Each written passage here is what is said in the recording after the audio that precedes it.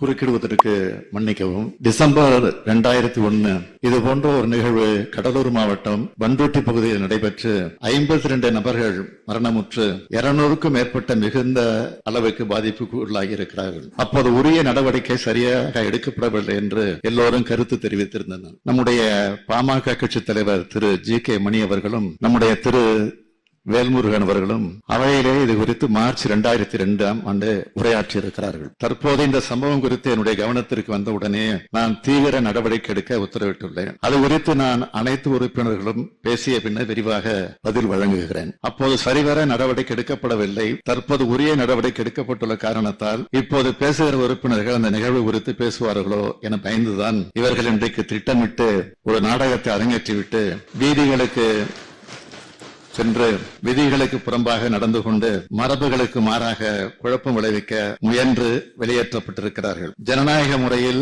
இந்த மாமன்றம் நடைபெற வேண்டும் என்பதில் தலைவர் கலைஞர் அவர்களும் நானும் அசையாத கொள்கை உறுதி கொண்டவர்கள். மானிய கோரிக்கைகள் மீதான விவாதத்திலே பிரதான எதிர்க்கட்சி உறுப்பினர்களும் கலந்து கொண்டு தங்கள் கருத்துக்களை தெரிவிக்க வேண்டும் என்பதில் கொள்கை உறுதி கொண்டவன் இந்த முதலமைச்சர்.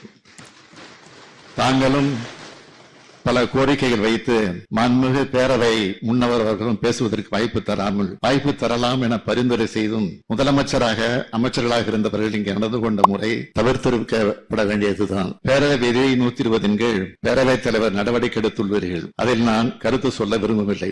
எனினும் என்னுடைய வேண்டுகோளாக ஒன்றை சொல்ல விரும்புகிறேன். இன்றைக்கு காலையிலும் மாலையிலும் மானிய கோரிக்கைகள் மீதான விவாதம் நடைபெற உள்ள நிலையில் வெளியேற்றப்பட்டவர்கள் இந்த அவைக்கு வினாக்கள் விடைகள் நேரம் முடிந்த பின்னரே அனுமதிக்க பெறலாம் எனும் வேண்டுகோளையும் பிரதான எதிர்க்கட்சி தன்னுடைய கருத்தினை பதிவு செய்ய வாய்ப்பு தர வேண்டும் என்றும் இதனை தாங்கள் பரிசீலித்து ஆவணம் செய்ய வேண்டுமாறு கேட்டு அமைகிறேன்.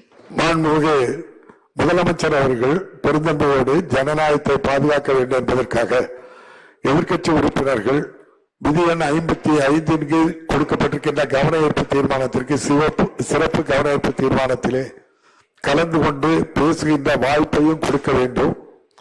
தொடர்ந்து நம்முடைய மானிய கோரிக்கைகளுடைய விவாதங்களிலும் கலந்து கொள்ள வேண்டும் என்று பெருந்தன்மையோடு சொன்ன நம்முடைய மாண்புமிகு முதல்வர் அவர்களுக்கு இந்த அவை நன்றி தெரிவித்து வெளியேற்றப்பட்டவர்கள் அனைவரும் மீண்டும் அவைக்கு வர வேண்டும் என்று உத்தரவிடுகிறேன்.